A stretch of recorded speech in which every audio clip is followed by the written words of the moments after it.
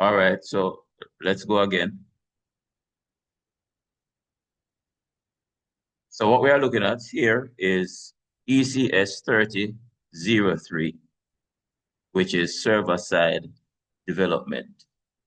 And I was saying that this will go hand in hand, or it will go nicely with your mobile programming module, which is ECS 3001. Because whereas the mobile programming focuses on the front end, this particular module, server-side development, focuses on the back end. And the connection between the two is that in terms of the front end, we are creating the graphical user interface. But that interface will need to get resources, data, from a variety of sources. And the sources that we're going to get it from is going to be some kind of a back end, whether it's a database or a file or something else. And the connection between the two is what we call APIs, application programming interfaces, which are standard function calls, for want of a better word, that give us access to the data that exists on the back end. All right, so how do we sound so far? Is that understood? Are there any questions?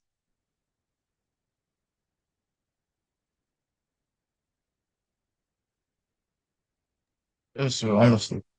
All right, so no questions. Excellent. So our primary focus in this module is going to be how do we actually create the APIs? That's what we're focusing on. How do we actually create the APIs? But in order to look at how we create the APIs, then we also have to have a look at how do we make use of existing APIs.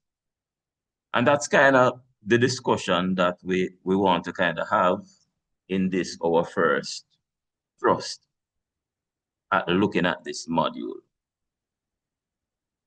Now, I would have communicated that our lab sessions are going to move from online into the lab. So I just want to put it out there. So yes, there are some changes. And these changes would have been made because we are trying to accommodate persons despite all the variances that have happened in the university. So as the lecturer for this module, I had to make some choices so that accommodation could be granted to other spaces, to other modules. And so it was my decision to say, first and foremost, let me go online so that I can facilitate those things and see how things pan out.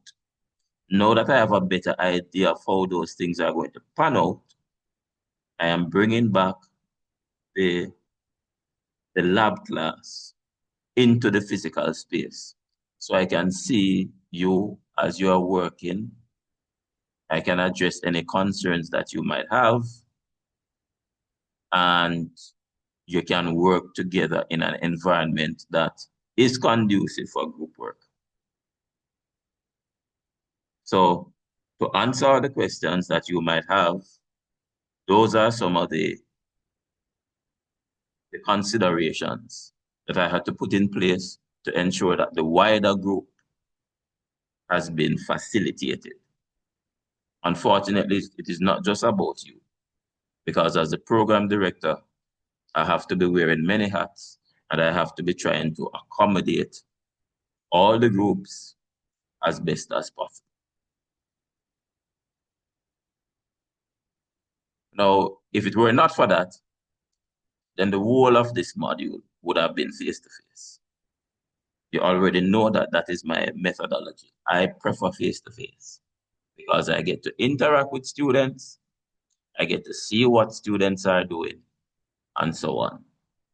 So just to put that out there so that it is understood and you don't blame the university for something that is my fault, to put it bluntly. Those were my decisions. I made those calls. So if you want to get upset with anybody, get upset with me. Right, Joel? Yes, sir. I think we should at least like have like one more class to see how it pans out, you know. I can't So hear like, Joel. Remember, some my audio not good. So you have to type in the chat here. I forgot about that. Hold on. All right, so I'm just going to wait on Joel's response and then we'll move forward. Sir, you can continue, sir. My response, you can read my response later, sir. You can continue. All right, no problem. All right, so we have a little diagram here that asks the question, what is a REST API? And by the way, these are the kind of APIs that we are going to be creating. Representational state transfer APIs. As I was mentioning earlier, it is a standardized way of having functions that provide us with key operations. And the key operations are illustrated right over this side. You see in the purple box, right? All right, good. So those are the key things that we want to do. We want to be able to post data. And when we say post data, what do we mean? We mean we want to stay on the client machine.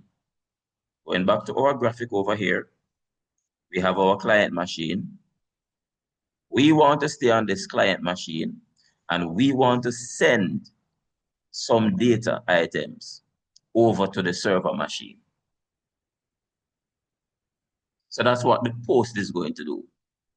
It will facilitate the transfer of data from the client over to the server.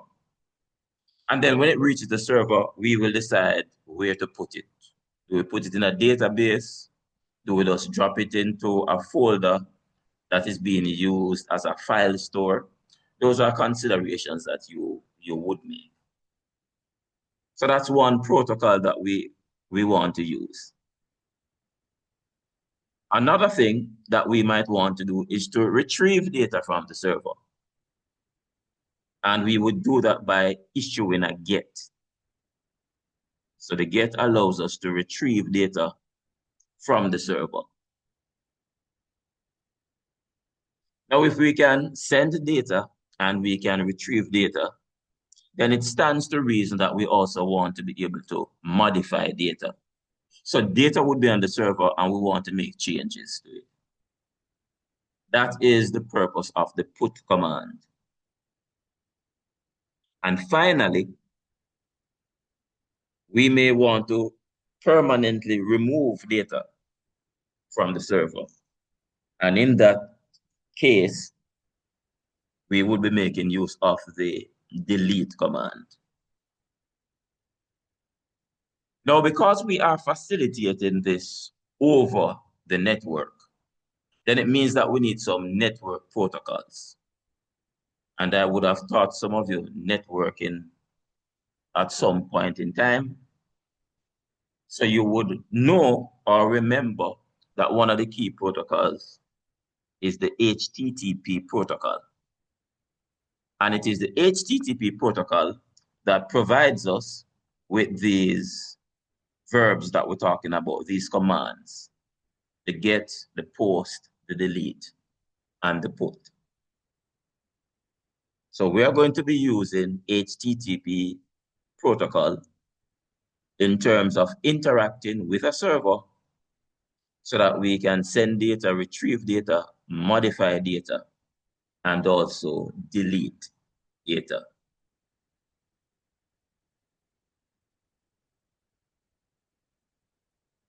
So I think that should be understood. If there are any questions, feel free to ask as we go along.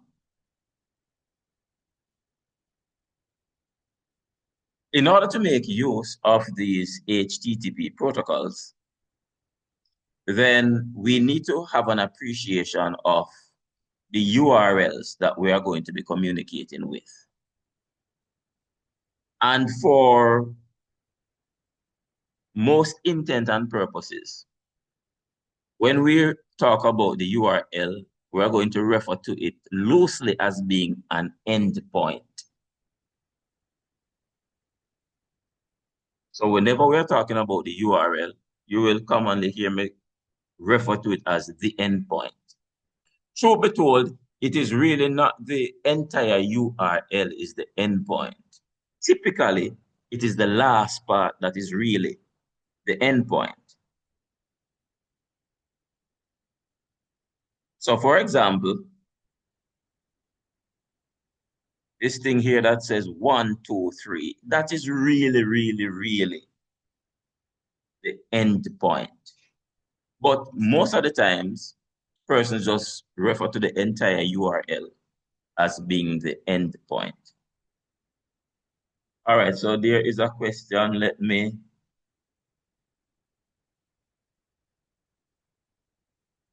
Oh, so I will read that later, Joel.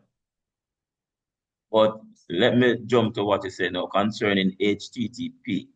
Oh, so concerning HTTP, I am saying that it is the protocol that provides the operations that we are going to target so that we can send the data to the server, retrieve data from the server, modify the data, and delete the data. You got that? Just type in the chat if you did.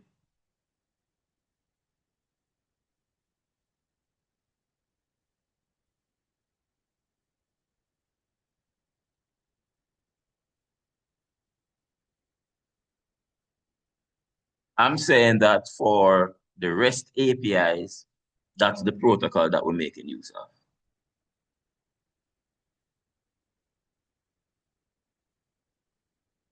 All right, good. Now you'll also see that in the diagram,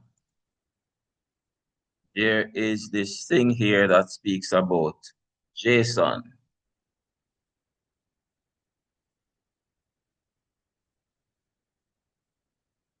And what you will find is that this is a common protocol that we use to transfer data whenever we are speaking about APIs. So most of the time, we're going to be sending data in JSON format. So this is a format that you will become very familiar with as we move through this module. You'll understand how to construct it. You'll also understand how to manipulate it, because we will be looking at a few tools that you will use to process the data, to manipulate the data. Suffice it to say, at this point, most of the data that we want to be working with as we deal with APIs is going to be expressed in JSON format. And just to give an idea of what that structure looks like,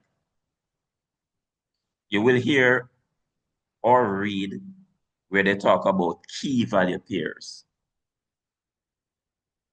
So there's usually a key, and then there's a value, and they are paired together. So if I look at this particular JSON file, I can quickly see that I'm talking about a person whose name is Jane Smith, whose age is 25, and whose email is jane.smith@example.com. And how do I know that the age is 25? Because the key says age and the value says 25. So this is typically how you will see your JSON format being represented. Also, please notice the curly brackets. So the curly brackets signal the begin and the end of the JSON data.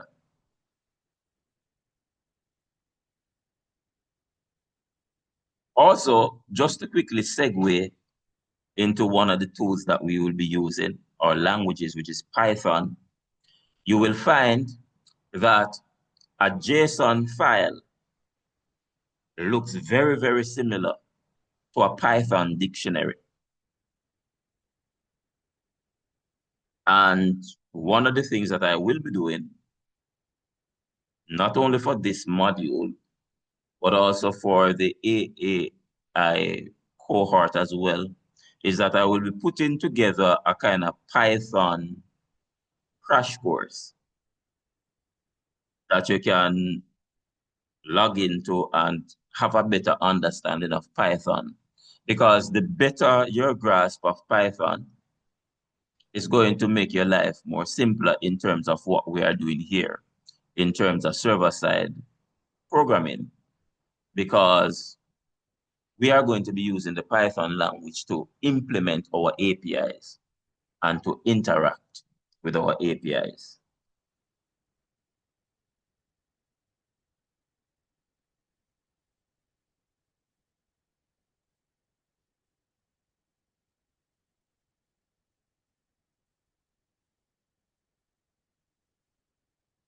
And this is now a good time for us to segue into looking at a command line tool called curl that we can actually use to help us to make some API calls. So notice here that point 3, it says that we can use curl for testing our APIs. So as we construct these APIs, it's going to be important to test them just to ensure that they are working as they ought to work. And one tool that we have at our disposal that allows us to quickly test these APIs, pass them input so that we can see the kind of output that we are getting back, the response that we're getting back, is by making use of the curl command. Now, this is by no means the only way of getting this done, because there are graphical tools that you can use. And one such example is going to be Postman. So that's also a tool that you have at your disposal, Postman. And I will be sure to give you some activity whereby you interact with Postman and see how things operate when you're actually making use of that tool. Personally though, I like to use command line tools because for me, it offers a more elegant solution. All right, so just putting that out there. As you interact with these APIs, one of the things that is going to be important is the whole concept of protecting data. So there's going to be ways in which we can authorize and authenticate who it is that is making use of the endpoint. So remember, I'm saying we need to authenticate and we need to authorize. Does anybody know the difference? Or would you like to attempt a guess? Just type in the chat. Remember, the audio is bad on my end. They want to take a shot at the difference between authorization and authentication.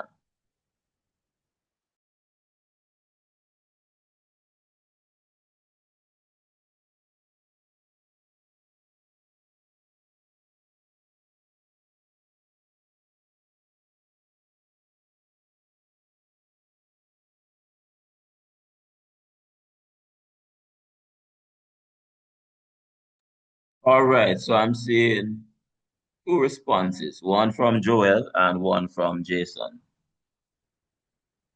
The authorization is allowing someone with the right security level access. All right, and Jason is saying, so that was Joel. And Jason is saying authorization is the giving of permission, while authentication is the verification of someone's identity. And Jason get it 100% correct. Hit the nail on the head, squarely. So yes, when we authenticate, we want the person to prove that they are really who they say they are. And when we authorize, we are saying, now that I know who you are, what should you have access to? Because not because you have been authenticated means that you are authorized. Quick example. I would be authenticated in terms of being a UTech staff. So because of that, I can enter the gate and I can enter the buildings. But there are some buildings or some spaces, some departments that I am not authorized to be in. For example, payroll. So even though I have been authenticated and people say, oh, yes, man, Sir Scarlett actually works here. He's a lecturer here. Yet still, I'm not authorized to be inside the payroll department dealing with that kind of sensitive data. So as developers, and you are developers once you're doing these kind of modules, then you need to be aware of the distinction between the two. Authorization versus authentication.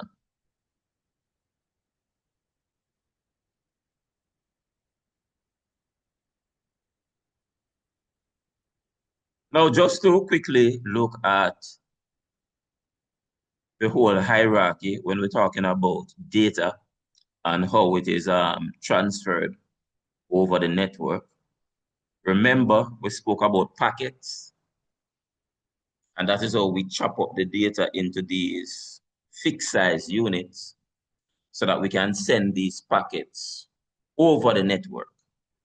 And then when they reach the destination, then they are going to be assembled in order so that we can get the full message in the order that it was intended. But that's the data. In order for the data to reach where it's going properly, then there are some attendant things that also need to be done. So there's some information that is necessary. And this information that helps to route the packet is going to be placed in these things called headers. So looking here, we're seeing TCP header, we're seeing IP header. These are going to be the containers that will support things like the source and the destination information, whether this is going to be the IP address or it's going to be the MAC address. Let me now see if those persons who have done networking carrying the knowledge with them. So what is the distinction between an IP address and a MAC address? Once again, type your response in the chat. IP address versus MAC address. What is the distinction?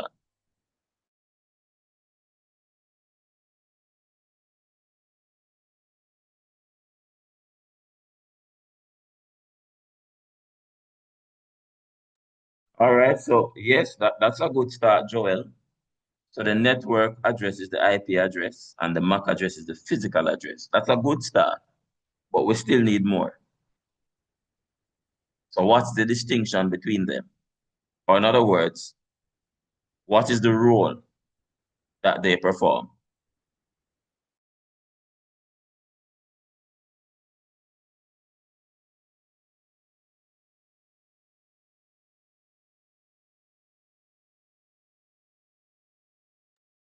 That is also true, Jason. So the MAC is unique to the device, while the IP isn't. So the IP address that you place on the machine can change. That is true. Whereas the MAC address will remain consistent. Within boundaries, though, So let me ask this first before I move on to my original question. Under what circumstance will the MAC address change? I know I spend time going over this in networking. So under what condition or criteria will the MAC address change? Because it can change.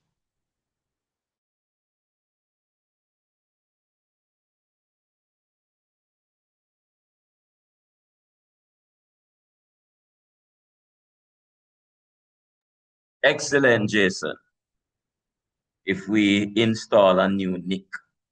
And for those who don't know what a NIC is, what is a NIC? So we're doing a little bit of networking as we do our server-side programming because they are intertwined. What is a NIC?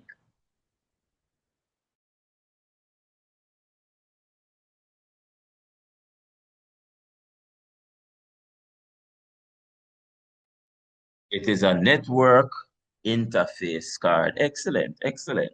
You know, this made me feel good because it tells me that when I teach on the stuff, when I keep it, when I don't just throw it away, when I keep it for future reference, it is very good.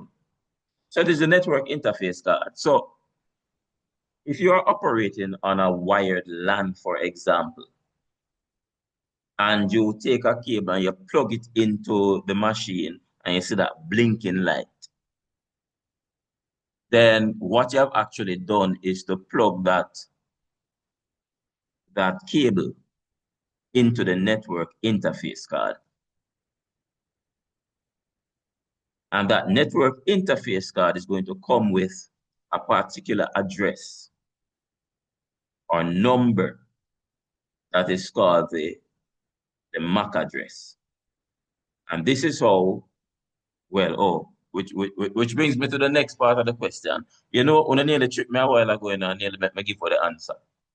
So going back to the original question now. What is the distinction between the IP address and the MAC address? In other words, what different roles do they perform within the network?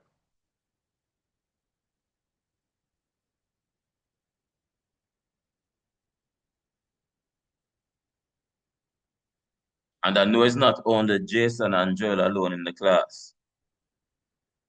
I know I teach other people too. I show them to get some A and B's.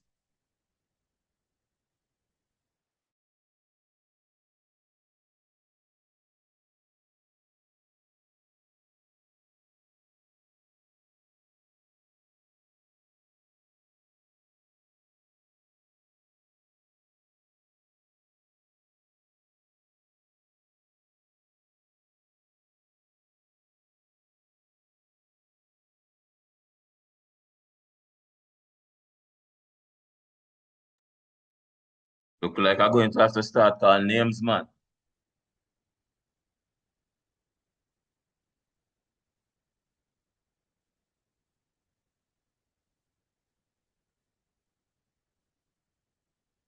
Oh, Sir Dowdy, we just spoke about both of them. We said that the MAC address is going to be that address that is on the NIC, the network interface card. What I'm asking now specifically is what different roles is performed by the IP address as opposed to the MAC address. So you're saying that the IP address identifies which network a device is on. All right, I will take that. For now, I mean, it's more involved than that, but I take that for now. Anybody else?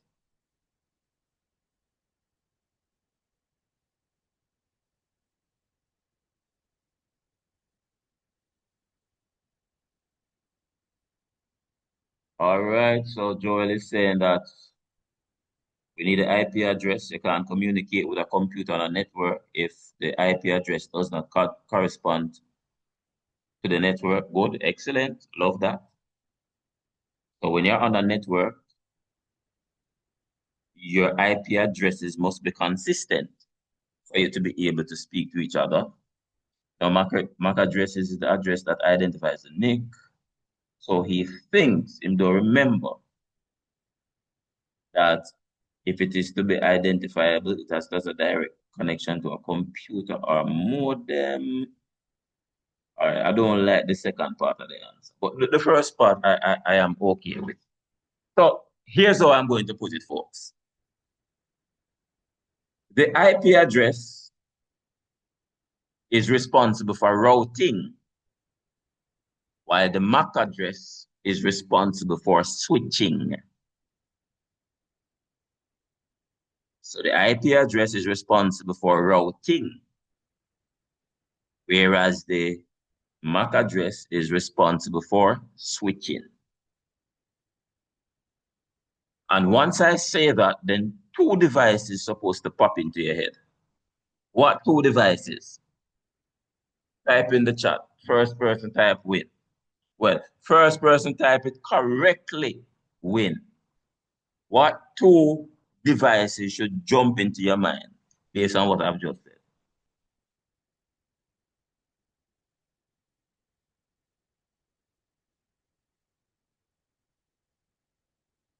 All right, so Dowdy says router and modem.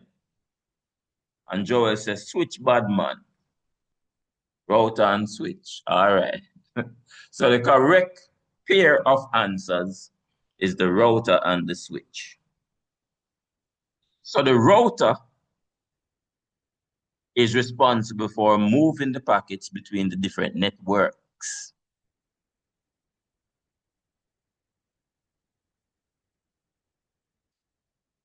That is where your IP address comes in. Because whenever the IP address is not consistent with the network, then those packets are sent to the router so that the correct destination can be found. So it's going to route the packets to the correct network. The switch, on the other hand, is where we now communicate within the network, within the LAN. And the switches will communicate by virtue of using the MAC address. So what the switch does is it learns the MAC address of every device that is connected to the switch. And once it learns those MAC address, whenever you want to send a packet, let's say from machine A to machine E, then the switch will know exactly which MAC address to send those packets to, because it knows which port each MAC address is connected to on the switch. All right, so that's as much as we want to touch on in terms of like a networking kind of review. But you can see, based on the kind of discussion that we just had, of the importance of your networking understanding in terms of fully appreciating something like this, in terms of this module and what is happening in the background. All right, so back to where we are, Time is soon up, but let's just look at a few more things.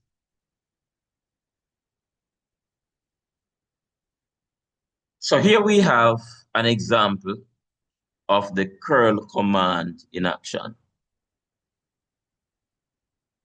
So we have the command, which is curl, and we have the request type, which in this case is a post. So what are we doing here? What is the intention here? Seeing that this is a post request, what are we doing?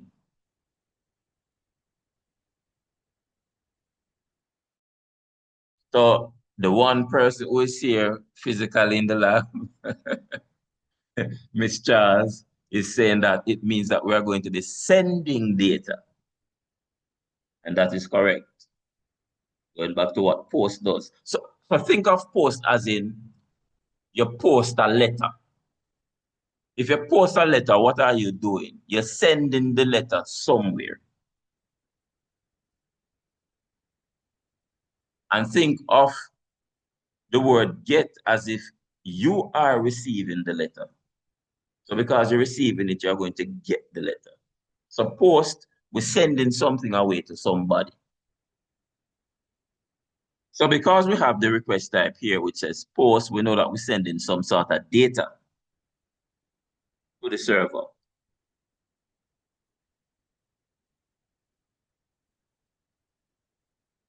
All right, so I'm glad that we clear that up then, Joel. So this is post like we're posting a package. Now, if we're going to post data, then obviously we must have the data that we want to post. And if you look at the end, you realize that there's something here that talks about a payload.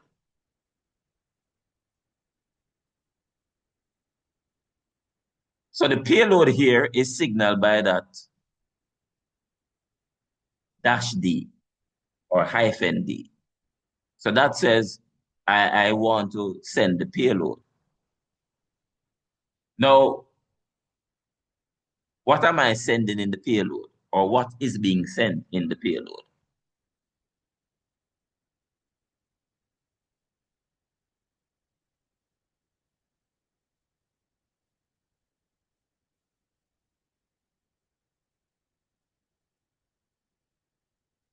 What is being sent in the payload?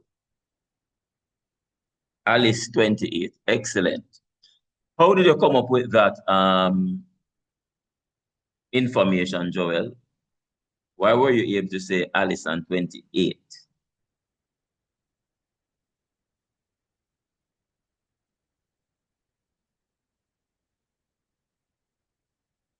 So waiting on the response.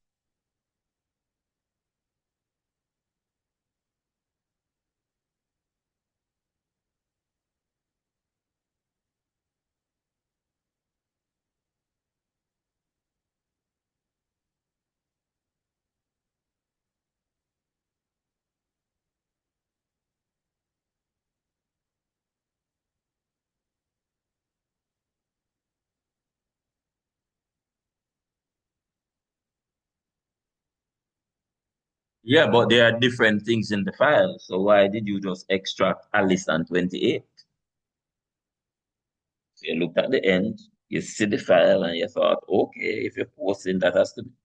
Okay, because you saw some keys. So if you saw some keys and you saw some data, then what does that tell you? So you saw some keys and you saw some data. What does that tell you? And this is question to the class now.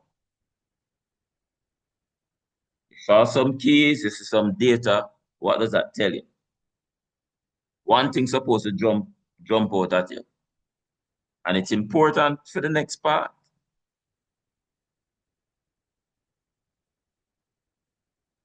Who going to type? One word I'm looking for. And it don't have a whole lot of characters either. JSON, excellent. It tells us that our payload is in JSON format, which is quite nice because the next thing here talks about format.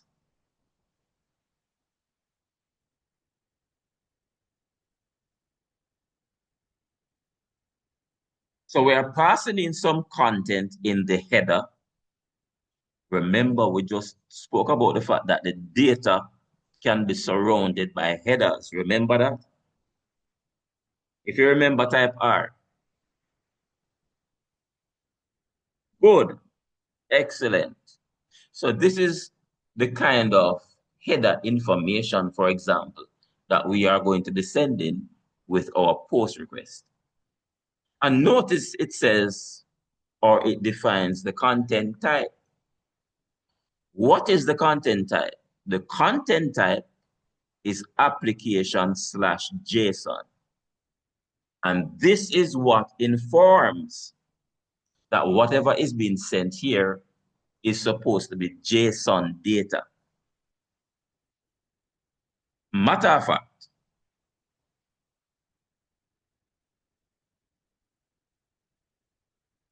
if you look below it, you realize that I have taken the liberty of also including some other formats that might be useful. You are seeing here that we can send audio format. We can send images. We can send XML data. We can send a CSV text file. So we are not saying that JSON is the only format. What we are saying, though, is that predominantly, once we are dealing with APIs, most of the time, the data that we are transferring and we will be receiving is likely to be in JSON format. Excellent. Any questions so far? We want to wrap up in about 5-10 minutes. But we want to ensure that we set the stage.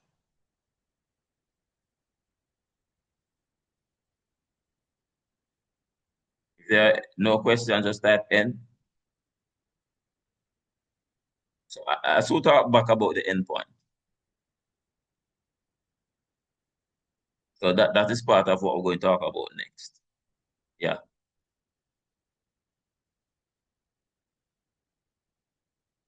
All right. So let's continue then. So we have looked at a lot of things so far. We have looked at the format in terms of what kind of data we send in. We look at the actual payload with the data. Is that a question, Joel? Sir, Jason has a question, sure. Okay. So Jason is asking if the JSON is extracted from the client. Well, it is sent by the client. It is sent by the client. So the client is sending this data over to the server so that hopefully it can be stored. Well, that's the intent anyway. All right, which now brings us to the middle portion.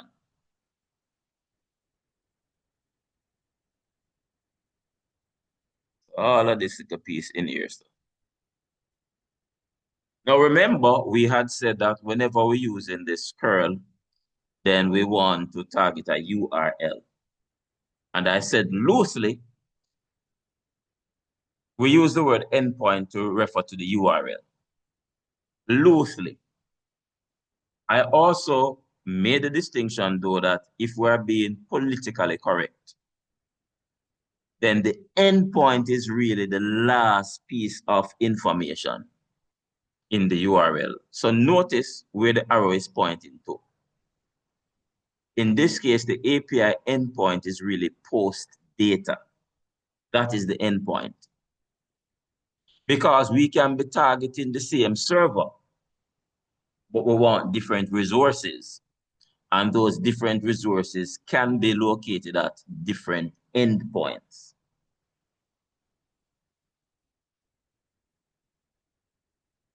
However, I'm also saying, though, that loosely, you hear a lot of people in the industry, when they say endpoint, they're talking about the entire URL, inclusive of that last part that is going to be significant enough so that you know which particular resource you are trying to target. So that takes care of the endpoint, the real endpoint. So what about the other pieces which are here inside this URL?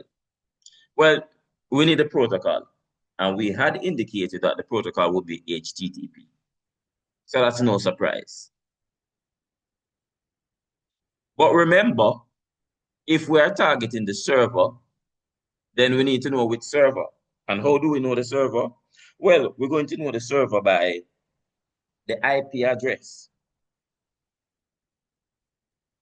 And you just told me a while ago when we were doing our little network revision, that the IP address is how we know which computer resides within a network. That's what you all told me, pretty much. So we need to know the IP address of the machine that we are going to target. But as human beings, we don't really deal with numbers so well. It's not intuitive. So what happened in the network industry is that people started to map IP address to names. And we call these the domain name, like a Microsoft.com. So instead of knowing the full IP address and having to type it in each time we want to go to Microsoft, we simply put Microsoft.com. So that local host there is the user-friendly name that we use to talk about our own machine when it is being used as a server. And that local host is going to resolve to an IP address. So we need the domain name or the IP address, but we also need the port number. Who remembers the purpose of the port number? Going back to networking again. What is the purpose of the port number?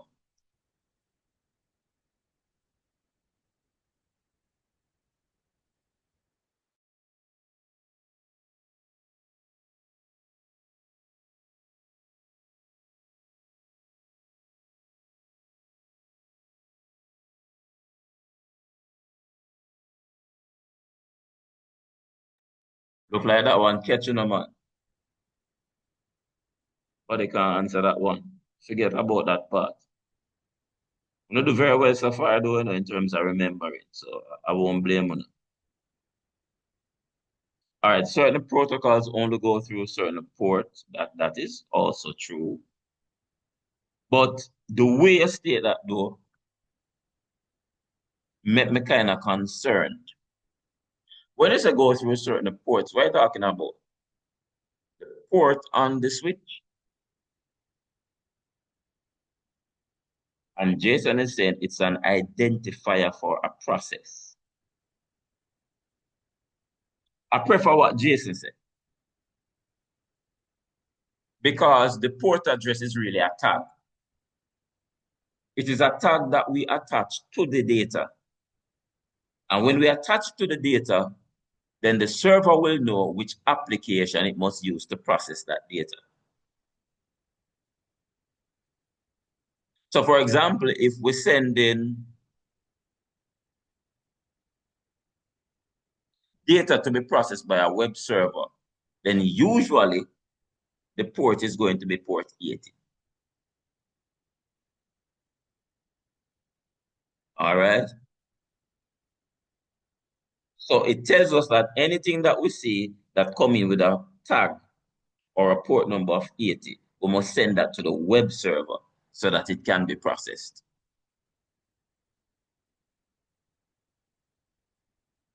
So that's the significance of the port number. It will identify which application or which process is supposed to be used to process the data that has been tagged, that is coming in. Good. So that takes care of this entire Perl request that we're looking at here. Just to also note that one of the things that you might want to pass inside your header might also be authorization details.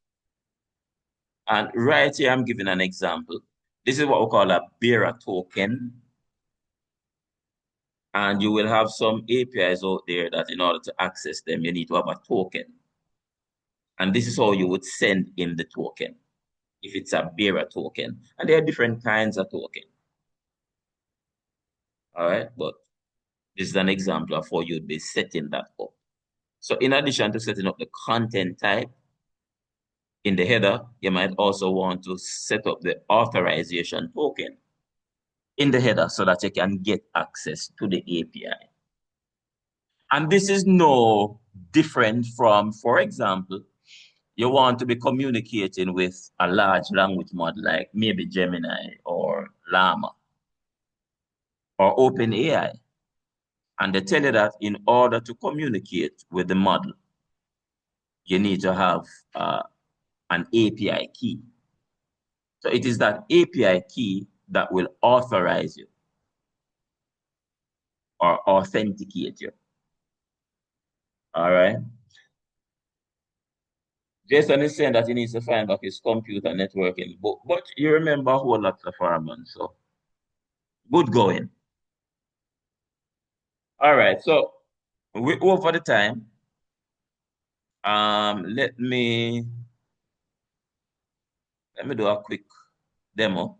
So there is this free API called fakestoreapi.com. So I'm going to use curl or attempt to use curl to interact with this particular API. So you should be seeing my terminal, my PowerShell terminal. Just confirm in the chat that you can.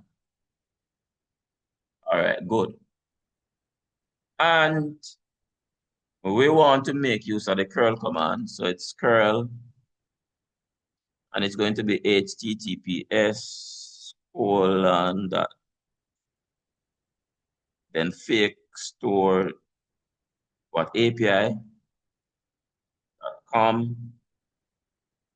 and then let's say products. And I know it's products because we have access to the API documentation.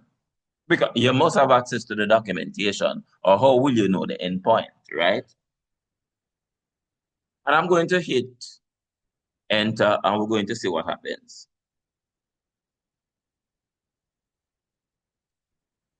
And I hit enter, and we're seeing some content, but we're also seeing some things that look like it timing out, and lots of little weird stuff.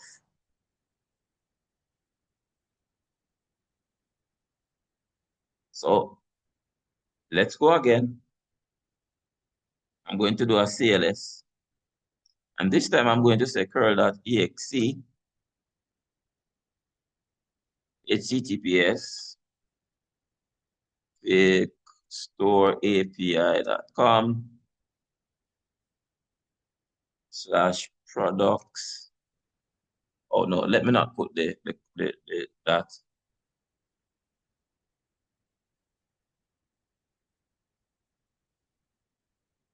And now you are seeing that we are getting a whole lot of data. Let me go up to the top. If you look carefully, you should see that it's in JSON format because you are seeing the opening curly here. All right. And if we go straight down to the end, then you realize that it terminates. So it's in JSON format. But you're also seeing that it's inside a square bracket. Now,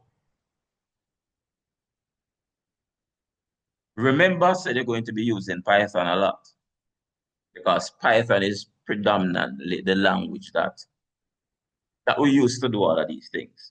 Now, in Python, a square bracket represents a list. So what we really have here is a list of items. I hope you follow that, we have a list of items. You see why I said I'm going to be doing that kind of Python kind of crash course? Because for you to make sense of this and be able to move smoothly, then you must really become comfortable with Python.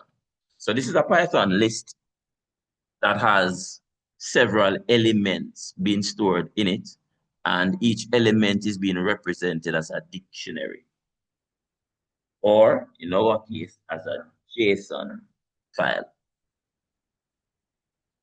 Now, note though, I'm using PowerShell and I have to use curl.exe. And there's a reason why I did it that way. Because if you're on Linux, by default, it should just be using curl. But under PowerShell, when you use curl, it's using a different curl apart from this one that we want to use. So when we're using Windows, we have to be explicit and say we're using the curl.exe file. Because curl by itself is mapped to some other process that we don't want to use. Because that is not the curl we need. So please bear that in mind whenever you're using your Windows terminal. And I'm using PowerShell because it provides more feature set, more functionality in terms of handling these stuff. But we're seeing here that we are able to get, all the products. One final thing.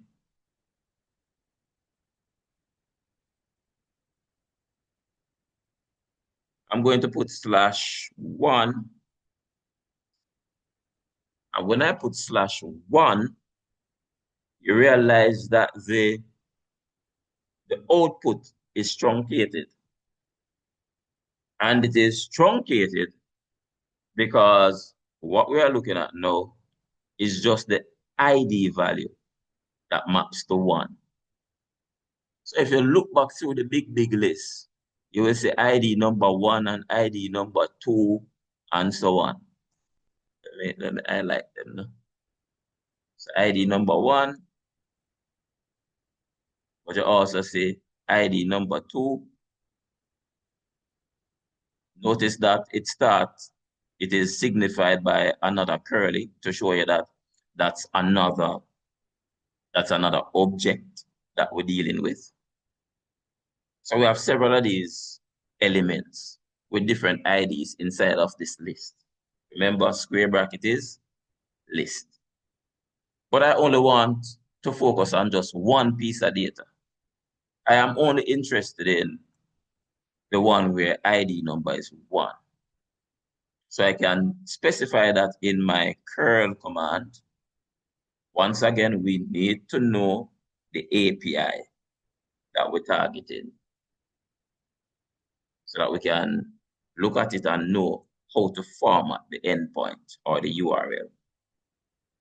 All right, and this is pretty much, enough for us to cover for today. It is important that you go back over this so that as we move on, you're comfortable enough so that you can do what you just say that I have done. All right, so what about curl that you should take note? Yes, what Dene said is correct. In order to be using it in PowerShell, we have to use curl.exe. If you're in a Linux box, then curl is supposed to work properly as long as it is installed on that Linux box. Final thing. I know I always say final thing and one final thing, but one final thing. You will also realize that in Windows, there are some nuances with how we set up the JSON format. If you notice here, notice that the keys, I have double quotes around them. If you put one double quote, then it tends to give you some weird errors.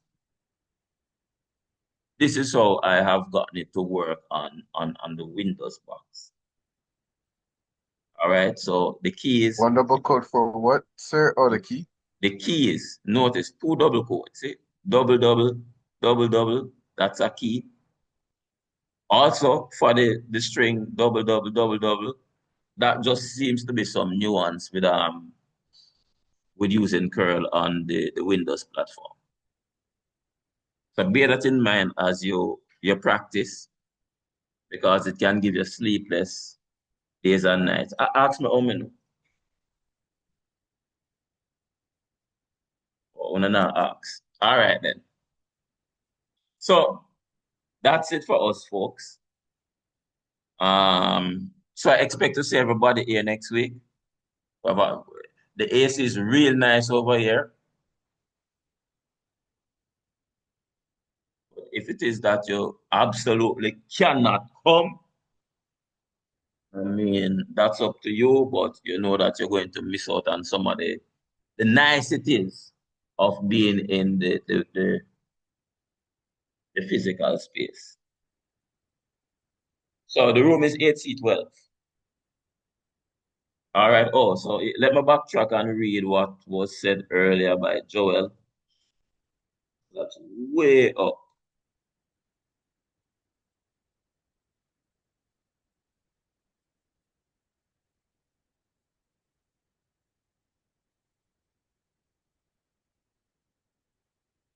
All right. So let me answer that now, Joel. As of next week, I will be spending 3 hours in the labs. Now here's the why. I am going to be involved in the National AI Lab.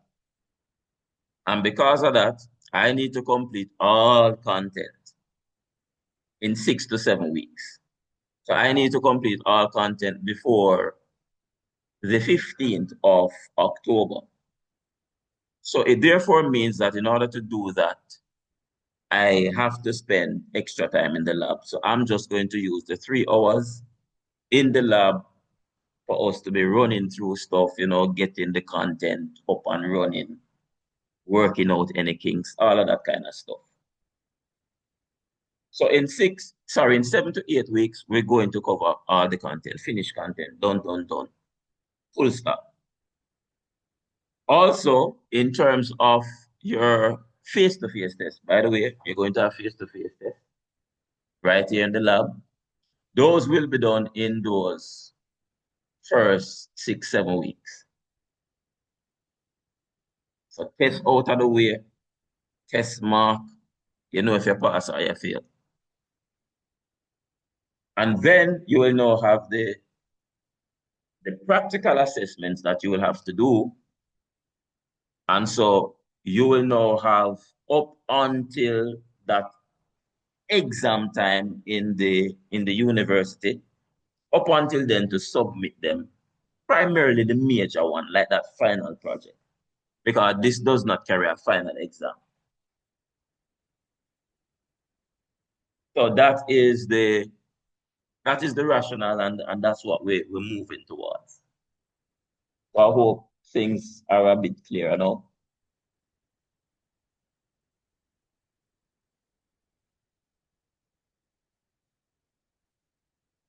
So, like I said, if you don't want to come in, I mean, that's up to you. I think that the experience is going to be better if persons are here. But notwithstanding, we're going to finish everything in 7, 8 weeks maximum. All right, mobile programming. So you won't be joining for this week because that has not been finalized in terms of the lecturer. So I have targeted the lecturer, but there are some things that need to be done internally so that that can be a reality. Had I not had an engagement, then I would facilitate it in the interim. But I have another engagement. So that's going to be difficult for me to facilitate it in the interim. But let us see how next week gonna. Because if by next week there is no finalization on that, then it means I'm just going to have to ask them to put it on my. Well, assuming that they will listen to me, I will ask them to put it on my schedule and I'll just run it.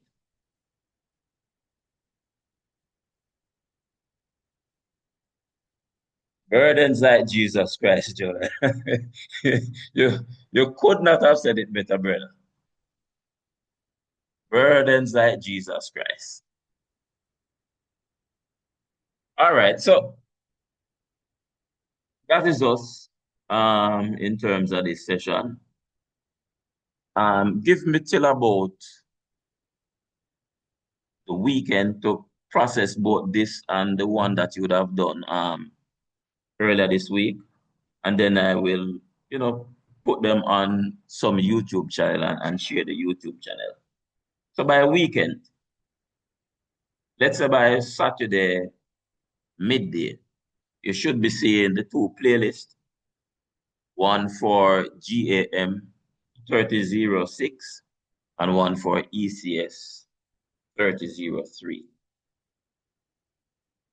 All right, so thanks for turning up, ladies and gentlemen. Thanks especially for those who, yeah, man, I am efficient that way. Tell all of your friends them the only lecturer at UTech who have them YouTube channel. Well, I don't know if I'm the only, but I'm sure there are very few persons who fall into that category, don't it? Which other lecturer you have that provide video and YouTube channel for you? Tell me one. You see there? There's none. Nobody yet can put a name. One Scarlet, never two, never few. All right. So bless up on yourself, folks. Until we link up again. Take care.